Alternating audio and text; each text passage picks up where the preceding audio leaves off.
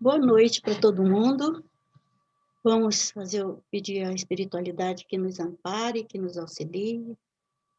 Depois dessa música bonita, vamos relaxando, bem tranquilos, para que as nossas energias se harmonizem, nossos pensamentos se iluminem, não é? Pelo sentimento do mais puro amor, do mais puro companheirismo, da mais pura amizade.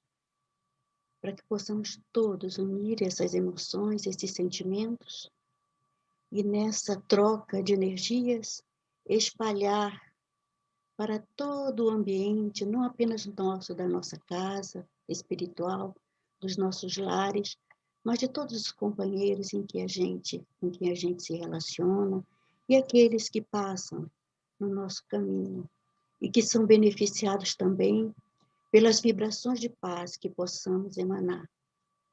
Que os espíritos amigos nos envolvam nesse instante, e que possamos, Pai amado, ser porta-voz das tuas bênçãos, dos teus ensinamentos, que visam apenas o nosso bem e a nossa felicidade. Graças a Deus. Tudo bem, então? Bem, a Graça me pediu que fizesse a palavra hoje, e eu confesso que eu fiquei assim um pouco assustada, porque eu estava com o tempo meio apertado, mas eu sou muito movida, eu sou muito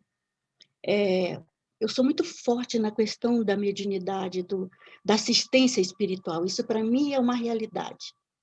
Então, ainda ontem, falando com o Zé Luiz, eu não sabia, eu tinha lido, no pouco tempo que eu tive, tinha lido algumas coisas que a Graça me sugeriu, com base naquele livro Jesus no Dia a Dia, né? No teu dia a dia, mas não sabia como abordar, o que abordar, como fazer. Até ontem, falando ainda com o Zé Luiz, eu falei, Zé, eu acho que eu vou precisar fazer um roteirinho, porque eu viajo muito. Todo mundo que me conhece sabe que eu viajo legal. Eu começo a falar e vou embora. Se deixar, eu falo. Não falo bobagem, mas eu me perco um pouco, isso é normal. E aí foi interessante que chegou uma certa hora, à noite, eu já estava cansadíssima. Eu falei, sabe uma coisa, eu vou dormir. E aí, antes de dormir, eu pedi à espiritualidade que me ajudasse, que eu estava com muita dor de cabeça, que me ajudasse durante a noite para eu poder fechar o pensamento do que eu deveria trazer para vocês hoje. E aí, com muita dor de cabeça, que pensei em tomar um analgésico qualquer, depois pensei, se eu tomar um analgésico, eu vou ter o sono induzido. A espiritualidade vai chegar para me orientar e eu vou estar roncando, não posso. Bem, dormi sem remédio nenhum, dormi bem. Levantei de manhã, quando eu sentei aqui, exatamente nesse lugar no computador, em 1 minuto eu fiz o roteirinho. Em 1 minuto, saiu assim, coisa que eu tinha levado 2 dias tentando organizar. 1 minuto, eu vou mostrar para vocês. Zé, por favor. Dessa filiação, somos potencialmente paz, harmonia, né? Amor, solicitude, misericórdia, bondade. Somos isso, nós não temos. Isso faz parte da nossa essência. Trazemos em nós, portanto, o selo e os atributos da divindade.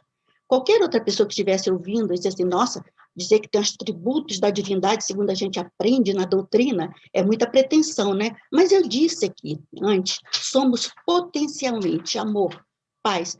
Fomos criados num gesto de extrema amorosidade, de extremo cuidado. Então, é preciso lembrar que Deus tem um plano para cada um de nós. Nós não somos apenas partículas lançadas assim, nós temos um projeto, nós temos algo para realizar, nós somos únicos. Não existe absolutamente ninguém igual a nós. Temos capacidade de realizar coisas belíssimas.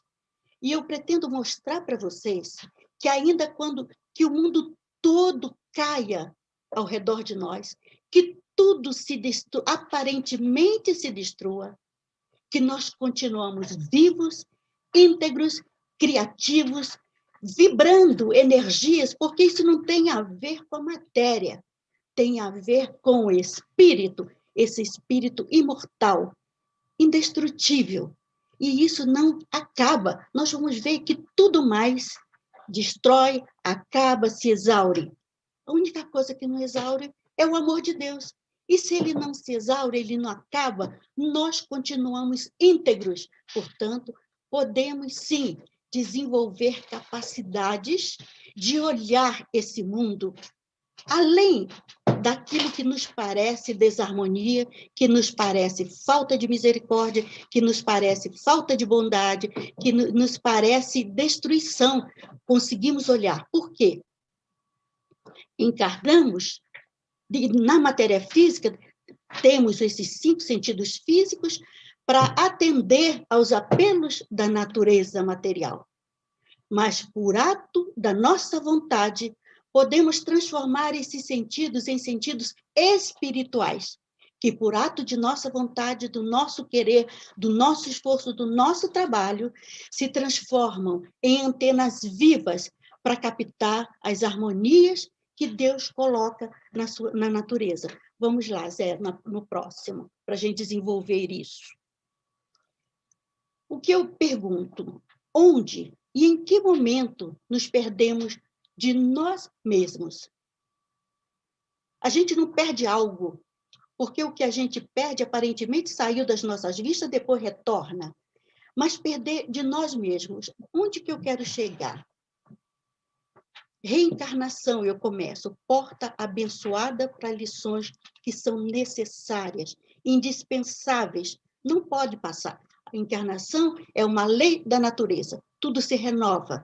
Já aprendemos, tanto para quem já conhece um pouco da doutrina, como aqueles que estão na nossa casa chegando agora e que vieram à nossa casa por necessidades muito difíceis, por obstáculos aparentemente intransponíveis, por falta de força de enfrentar as lutas, esses já estão com frestas imensas abertas para compreenderem essas realidades. Então,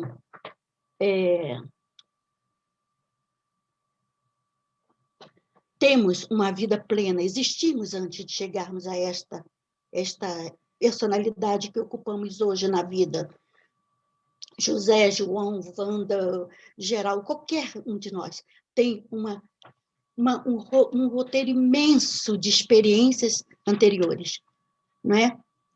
Vamos terminar essa passagem aqui momentânea, que é um piscar de olhos no momento evolutivo, né?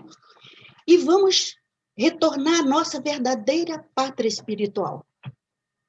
Lá onde deixamos a nossa família querida espiritual, onde vamos encontrar os nossos queridos amigos, nossos queridos companheiros, né? Que amamos, porque o amor, ele não cessa, ele não tem nenhuma dificuldade de penetrar, né, em todos os escaninhos do nosso ser. Então, chegamos aqui. Qual é a questão? Em que momentos que a gente perde essa ligação conosco? Por quê? Somos espíritos, antes de sermos cada um dessas personalidades que já habitamos ao longo dos tempos. Então, onde que nós perdemos essa ligação com o nosso espírito, com a nossa essência? Por exemplo, reencarnamos. Aprendemos que a reencarnação é uma limitação imensa para o espírito naquilo que ele já comporta de uma certa liberdade de conhecimento e de estar no mundo. Quando reencarnamos, vamos ficar limitados pela matéria do corpo físico, vamos responder à vida, como dissemos antes, através dos 5 sentidos físicos, que ainda são um tanto quanto grosseiros, não é? E aí, não bastasse isso, que para o espírito representa uma limitação, mas necessária para que a gente possa recomeçar do ponto em que nós paramos anteriormente e adquirir os bônus pelo aquilo que a gente fizer de certo naquela encarnação e também e aceitarmos os ônus daqueles desvios que a gente vai ter, naturalmente. Mas onde que é que a gente comete um desvio que vai acentuar essa, digamos, essa dicotomia que está difícil de unir de novo? É porque quando reencarnamos, nós gostosamente aderimos à matéria física e tudo que ela traz de prazeroso, esquecendo que o que a matéria traz de prazeroso é sempre temporário.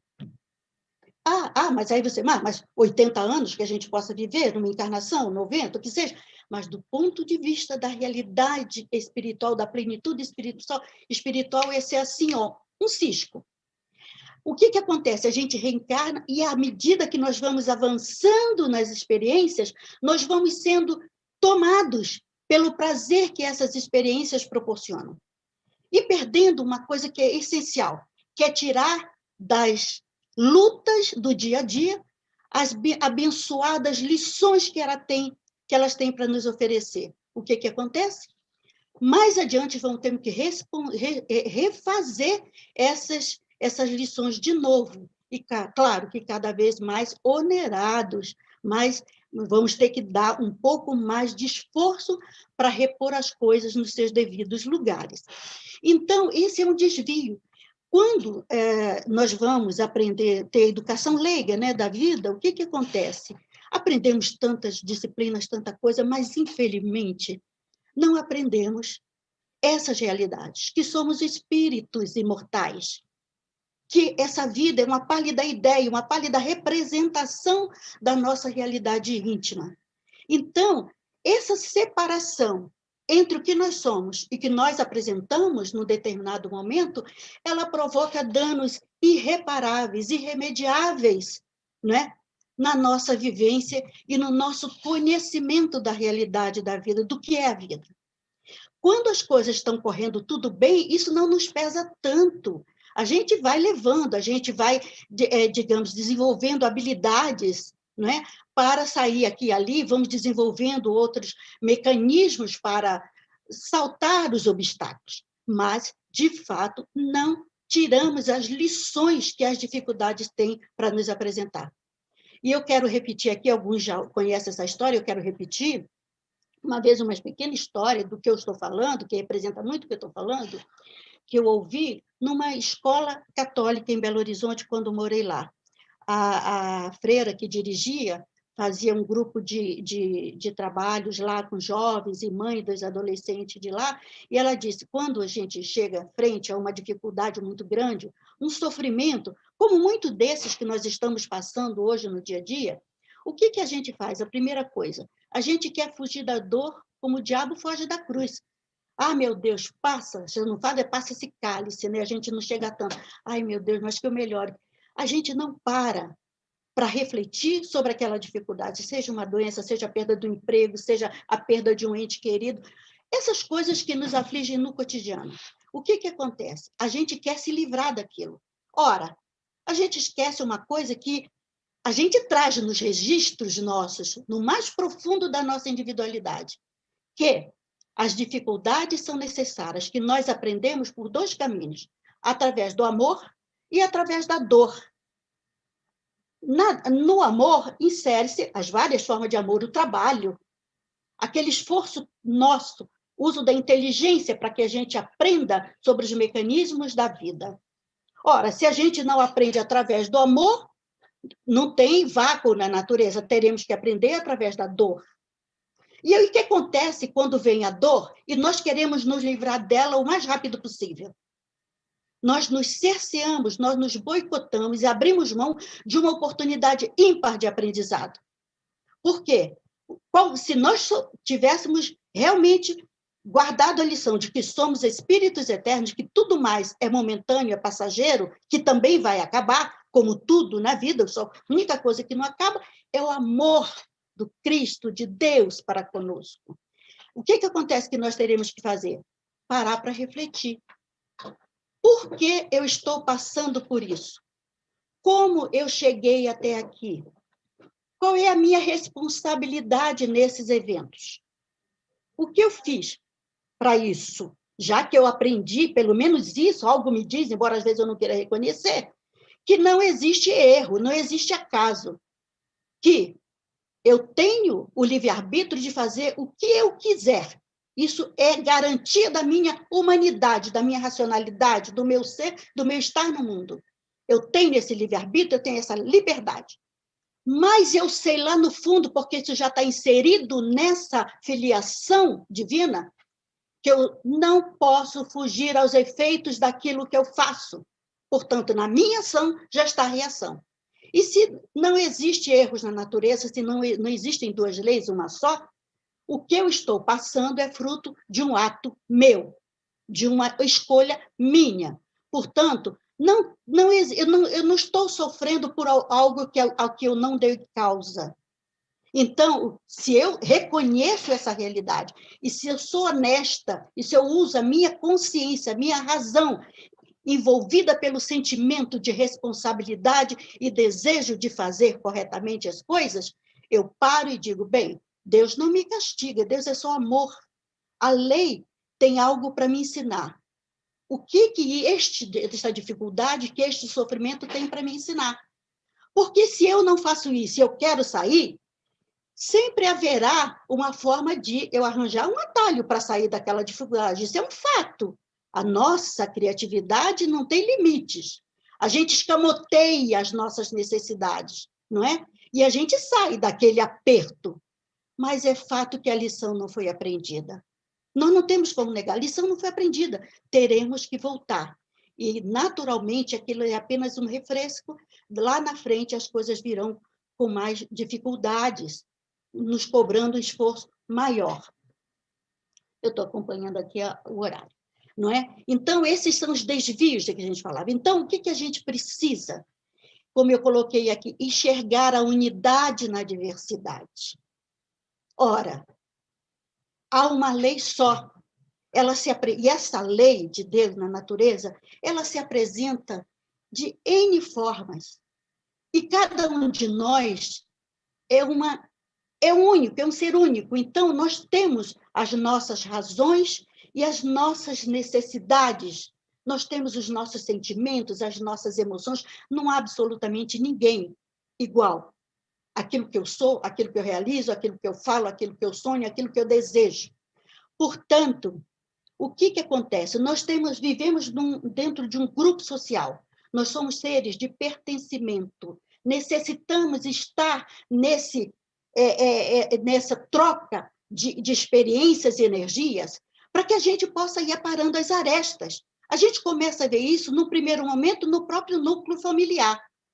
Se nós fôssemos seres já dotados de pleno amor e de sabedoria, de sentimentos, nós teríamos somente famílias bem constituídas, bem estruturadas, não é? Bem harmonizadas, em que todos trabalhariam, já teriam esses conhecimentos da realidade da vida e trabalhariam digamos, com o objetivo só de crescimento de cada um e o grupo seguiria todo junto. Mas não conseguimos ver isso. Porque as grandes dificuldades que nós observamos, começa por aí, problemas no seio da família. Eu não me entendo com fulano, eu não me entendo com ciclano, e por que não sei o quê. Mas acontece que nós estamos exatamente no ponto onde devemos estar. Isso é uma realidade, é aquilo a questão da lei de causa e efeito, não é? Não é uma lei religiosa, é uma lei da natureza ali. A gente fala, é a lei da natureza. Ação e reação. Então, se nós estamos num certo ambiente familiar desagregador, conflituoso, é porque é o que nós precisamos para testar as nossas emoções, os nossos sentimentos. Olha, começa por uma coisa que é tão básica, que é testar a nossa capacidade da prática do silêncio. Não, a gente bateu, levou, e a gente acha isso muito legal. Bateu, levou. Não, não funciona assim. Né? O Gandhi dizia, se o ódio responde ao ódio, como o ódio acabará? Isso é uma regra tão básica. E a gente insiste em reagir, quando, na verdade, a força do espírito que comanda a nossa trajetória é a da harmonia, é do apaziguamento, é do deixar as coisas ficarem. Não que a gente não deva dizer, quando tiver que dizer um sim, sim, um não, não, é necessário.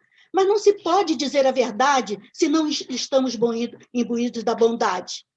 Muitas vezes a gente diz a verdade para as pessoas ferindo, cutucando a ferida, deixando a pessoa ainda pior do que ela já está. Quando, na verdade, conhecendo a realidade do espírito, essa unidade que preside essas várias formas de manifestação da lei de Deus na natureza, nós quando quiséssemos falar algo para alguém, para que pudesse ajudar, a primeira coisa que nós teríamos que tomar era ficar frente a frente, olho nos olhos. Mostrar para ele, através do exalar do melhor das nossas emoções e dos nossos sentimentos e da nossa vontade de ajudar, a nossa compreensão, olho nos olhos.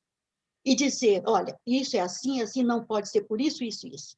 Então, não tem conflito, tem harmonização, tem compreensão. Mas aí é que o que eu digo aqui, por isso que a gente chega a esse ponto seguinte, resgatar, é preciso resgatar a identidade da nossa individualidade espiritual. Resgatar a identidade por quê? Porque se nós nos identificamos como espírita, ou estamos buscando a harmonia que o espiritismo, que a doutrina dos espíritos nos proporciona através do conhecimento abençoado que ele nos traz, a gente sabe que o nosso guia e modelo quem é? É Jesus. E Jesus, quando veio, que trouxe o seu evangelho, a base da sua mensagem era o quê? Era a instalação do reino de Deus na Terra. Jesus fez isso pela primeira vez, quando chegou a 2000 anos? Não, porque sendo ele responsável pela vida e a evolução do planeta, ele sempre esteve presente ao longo da trajetória evolutiva de todas as civilizações que aqui habitaram, de uma forma própria para o nível de desenvolvimento de cada grupo social, não é?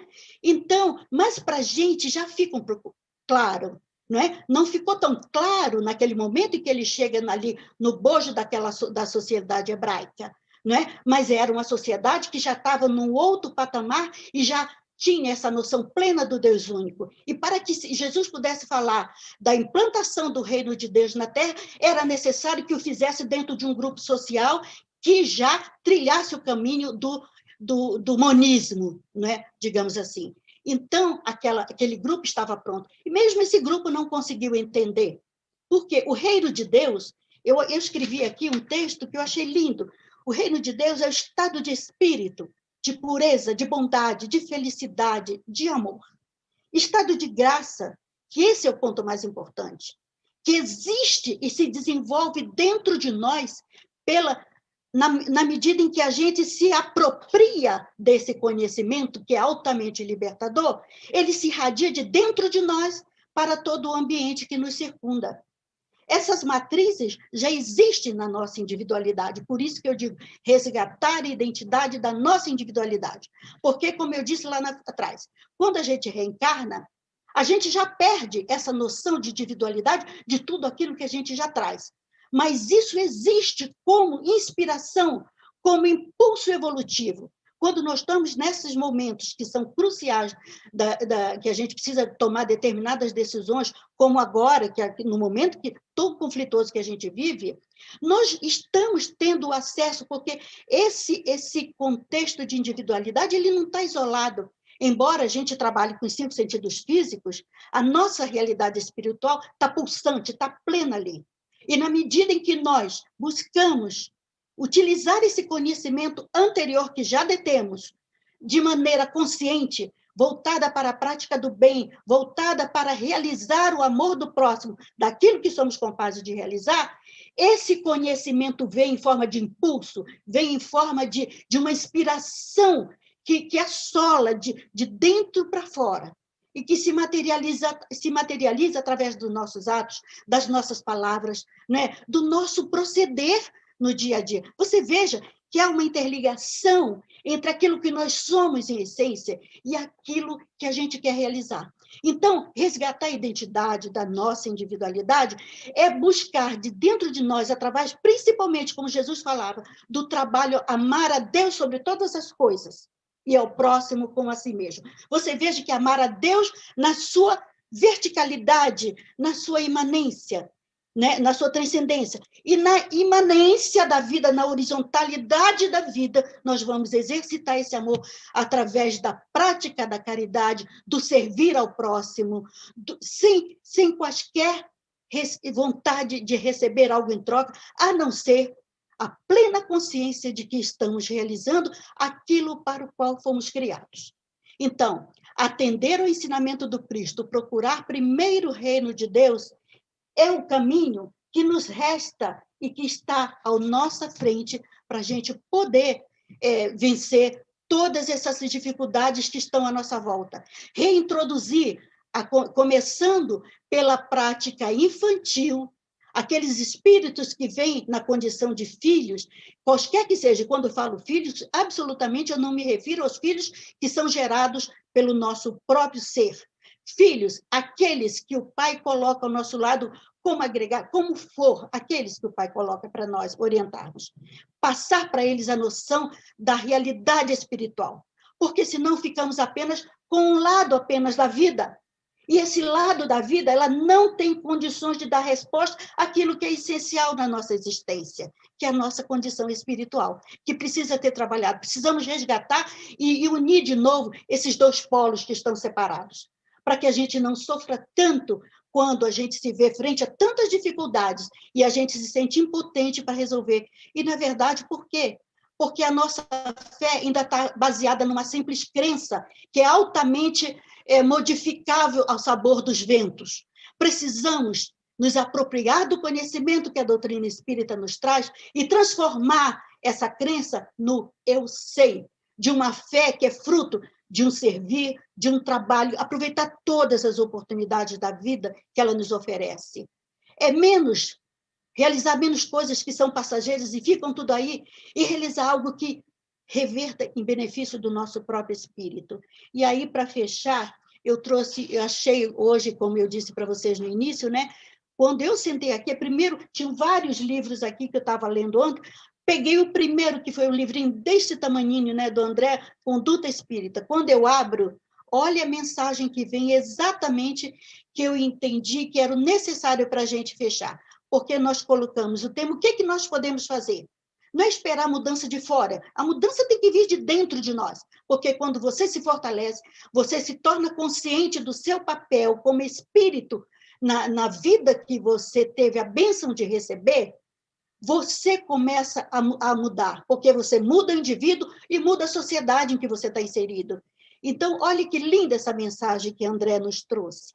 Ele diz assim, acho que o título dela no livro não é esse, mas eu usei para o título da nossa palavrinha hoje. Diz assim, eu vou ler junto com vocês, eu gostaria que vocês se deixassem penetrar por esses ensinamentos que estão extremamente profundos e necessários nestes dias. Em tempo algum, empolgar-se por emoções desordenadas ante ocorrências que apaixonem a opinião pública, como, por exemplo, delitos, catástrofes, epidemias, fenômenos geológicos e outros quaisquer. E aí ele fecha. Acalmar-se é acalmar os outros.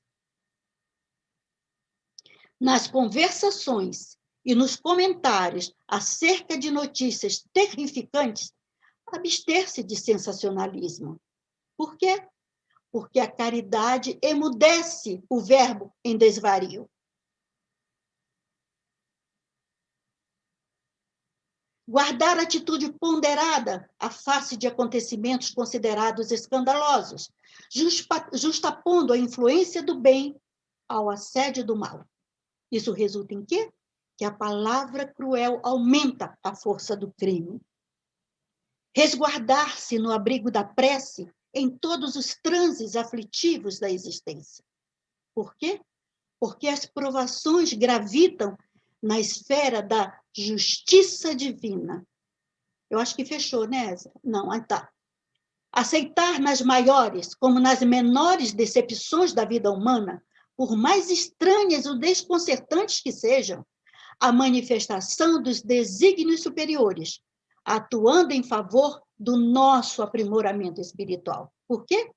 Porque Deus não erra. E ainda mesmo com sacrifício, entre acidentes inesperados que lhe firam as esperanças, jamais desistir da construção do bem que lhe cumpre realizar. Por quê? Porque cada espírito possui conta própria na justiça perfeita. Eu achei essa mensagem de uma riqueza e de uma atualidade. Vocês vejam que essas coisas, não é, que estão aí, que têm a ver com a nossa realidade espiritual, elas são atemporais. Elas não são passadas, elas não são para o futuro, elas são adequadas e necessárias para o nosso agora. Fiquem em paz, que Deus nos abençoe. Beijo.